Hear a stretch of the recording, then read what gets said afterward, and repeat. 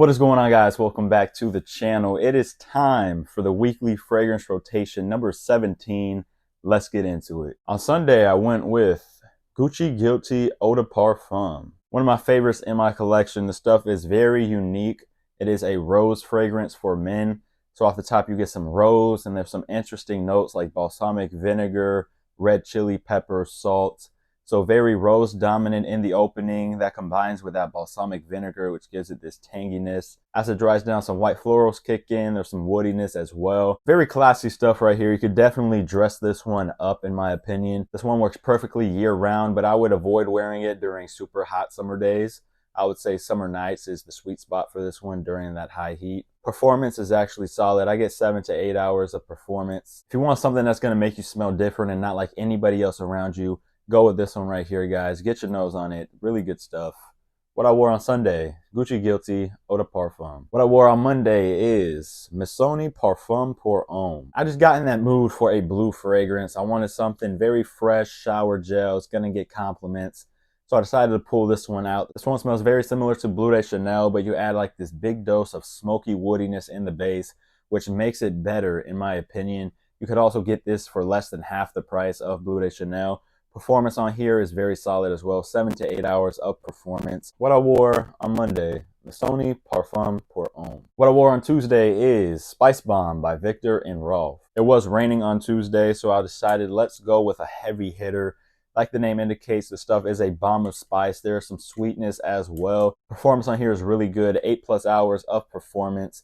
This one smells like the holidays in a bottle. When I think of the fall and the winter time, this is the fragrance that I think of. Big head turner right here. Not many people are going to smell like Spice Bomb, so that does give you the upper hand if you want to smell more unique. If you're looking for that one fragrance to wear during the fall and the winter time, this is a good option to go with.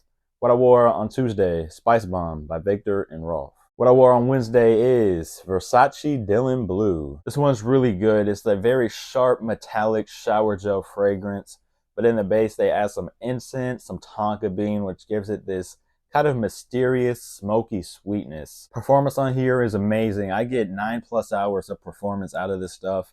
You can get it for less than half the price of Dior Sauvage as well. If you want an alternative to Dior Sauvage, this is a good one to go with right here. Definitely get your nose on this one, guys. I do think it is very nice.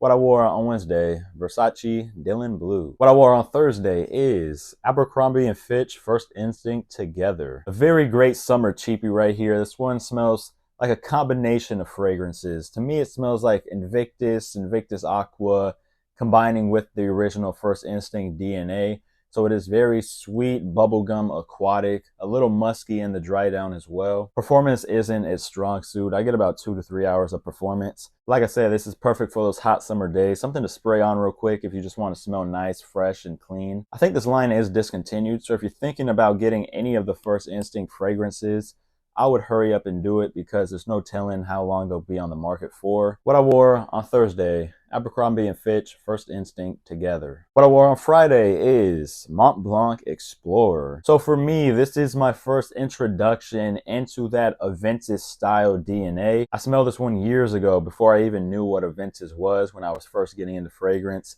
And my mind was blown when I smelled this thing right here. It isn't a one-to-one clone though. This one does take its own approach at the DNA. Off the top, you get bergamot instead of pineapple, so it's much more fresh than fruity. Then as it dries down, you get hit with a load of Ambroxan, which Aventus does not have.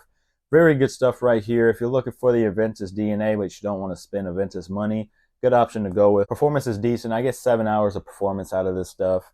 You can pick it up on FragranceNet in that $40, $50 range. You can wear this one year round, and just like Missoni Parfum Pour Homme, this one works in every single occasion, business, grocery store, date night. It doesn't matter. The stuff is going to work. What I wore on Friday, Mont Blanc Explorer. What I wore on Saturday, Ambre Leather by Milestone Perfumes. Just pick this one up. This is a Tom Ford Ambre Leather clone, and Milestone Perfumes did an amazing job with this one. I picked it up at a Marshall's. They are loose bottles, but for being loose bottles, they are very nice. Pressured atomizers. Presentation isn't terrible, in my opinion. Got it for $16.99. Off the top is very warm, spicy, and then that leather kicks in. It's kind of like a clean, new car smelling leather. So imagine you just got a new car, you hop in it. That's the smell of the leather in this. and that combines with some jasmine. In the base, you get some sandalwood and some amber, which really smooths it out and gives it a nice hint of sweetness. If you're looking for an ombre leather cologne, I feel like this is a good one to go with if you could find it at the rack stores. Give it a spray, see if you like it. Performance on here is very good as well. I get 7 to 8 hours of performance. A good ombre leather cologne in my opinion. What I wore on Saturday, Ambre Leather by Milestone Perfumes. All right, that wraps up the weekly fragrance rotation number 17. I hope you guys enjoy the video. I'll see you guys in the next one. Peace.